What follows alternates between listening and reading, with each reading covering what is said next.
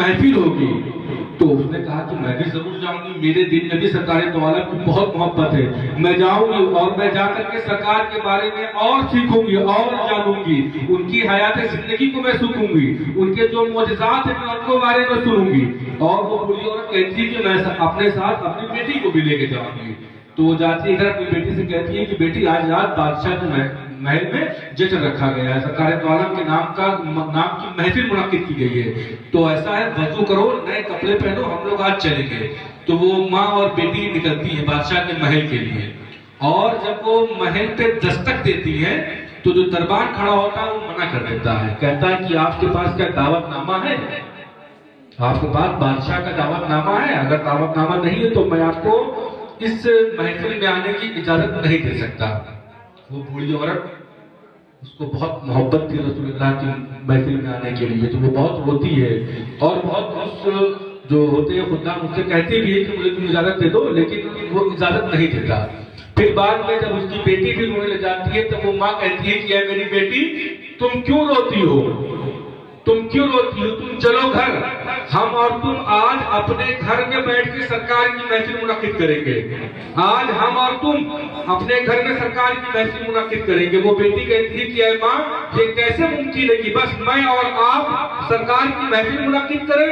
तो माँ कहती है कि बेटा रो मत, चलो घर चलेंगे, हम वहाँ वजू करेंगे, नए कपड़े पहनेंगे और मैं तुम्हें सरकार के मौजज़ात बताऊंगी, मैं तुम्हें सरकार की हालत जिंदगी बताऊंगी, तुम रो मत, चलो घर चलो। वो दोनों लोग घर जाते हैं। घर जाने के बाद नए कपड़े पहनते हैं, वजू करते हैं और वो लोग जब मस्जिद में बैठ के अपना मिलाद शुरू करते हैं तो कुछ देर के बाद दरवाजे पे दस्तक होती है।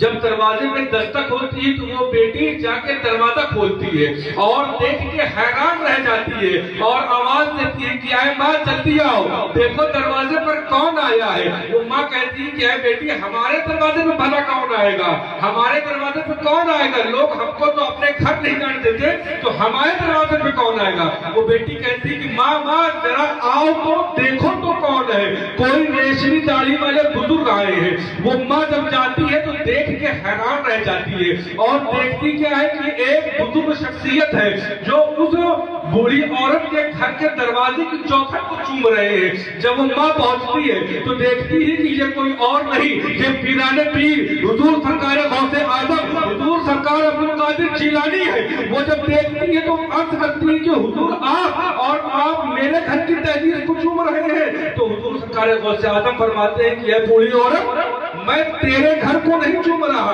क्या तुझे नजर नहीं आ रहा कि अभी कौनैन के वाली आए थे, खिसरवे खुबा आए थे, सयाहे लामका आए थे, नादिशे हर दो जहां आए थे, वो जिनके सबब ये सारी कायनात बनाई गई, वो मदीने वाले सरकार आए थे। ऐ बूढ़ी औरत मैं तेरे घर की तहलील को नहीं चूम रहा, मैं अपने हुजूर के कदमों के जो निशान बने हैं मैं उनको चूम रहा हूँ।